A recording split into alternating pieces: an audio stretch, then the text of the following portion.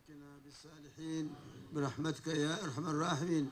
اللهم إنا نسألك الهدى والتقى والغنى والعفاف برحمتك يا أرحم الراحمين. وصلى الله على سيدنا محمد وعلى آله وصحبه أجمعين والحمد لله رب العالمين.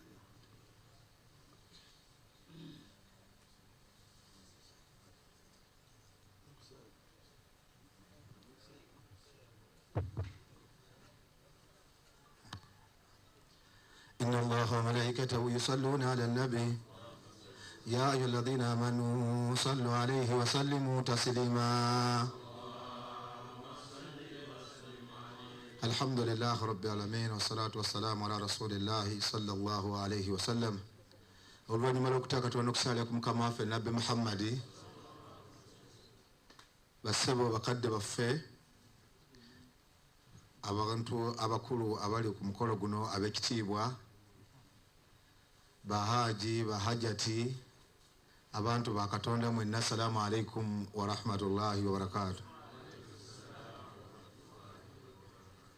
Mu linnya ly'olukiiko oluteesiteesi era nga tukulembeddwa mukama waffe muzeeyi waffe sheekh mukulu, ntuusa okulamusa kwe n'okubaaniriza gye muli buli yonna gy'avudde okubeera nga muzze wano okujja okujaguza n'okusanyukirako maama waffe mukyala we hajati eyatambula olugendo otukuvu olw'e Makka ne Madiina. Abeebazizza nnyo era n'abaaniriza n'abakulisa amakubo nti mwebali kujja, n'asaba Allah subhanahu wa ta'ala abasasule emusera mwebyo bye mwerekereza. Mukkirize akaseera ke tulina tukakozese, naye buli kyo ngenda okukola wano ngenda kubeera nga ngenda bakama bange nga bambuulira kyekutuusa emazindaalo, naye mukkirize sinakusanga bwakooza oyo abadde akyalina kyayagala okuntegeeza, ngenda kudda nkibannyonnyole insha Allah.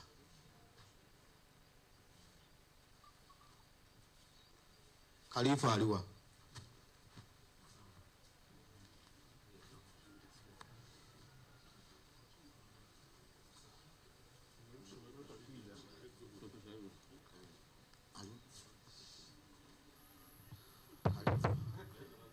Khalifa ayambadde kanzu nawe oli mubugumu alimba kati ogwo mulimu aliwo. Khalifa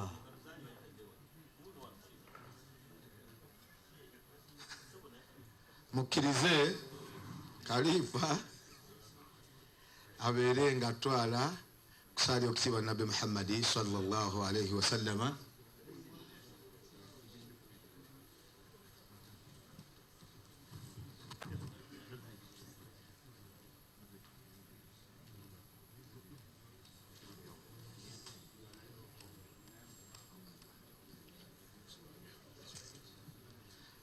Bakadde bange sallu ala nabi,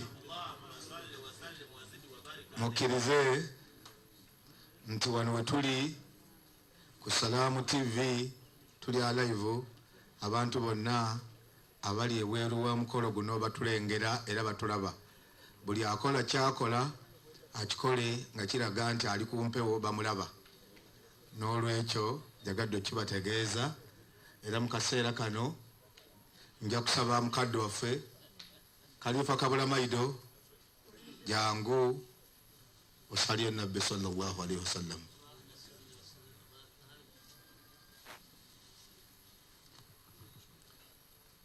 إن الله وملائكته يصلون على النبي يا أيها الذين آمنوا صلوا عليه وسلموا تسليما. وقد اشتمل اسمه الشريف على 4 أحرف الهجائية صلى الله، لكل حرف منها مزية ومقام. الله صلى على النبي. basi banyawo mukkirize katono nnyo nti omugole waffe era omugenyi omukulu ku mukolo guno agenda kutwegattako. Twagala Khalifa ono amwanirize ng'ayingira ekidaala insha Allah. Sebo Khalifa jangu oyanize hajati era omugenyi omukulu ku mukolo guno. إن الله وملائكته يصلون على النبي اللهم صل وسلم وبارك يا أيها الذين آمنوا صلوا عليه وسلموا تسليما اللهم صل وسلم إن الله وملائكته يصلون على النبي صلى الله عليه وسلم يا أيها الذين آمنوا صلوا عليه وسلموا تسليما اللهم صل وسلم عليه Mbona mnanizanyida genda kwa mkasida zidenza fa insha Allah ndabira watata ndabira watu ndabira wahajati wechete mwera watata ndabira watu ndabira wahajati ababi kwano twano kurama mina batara ndabira wahajati mwendera watata ndabira wahajati ababi kwano ndabakuchitata ndabira wera turabira mubeda kwetulena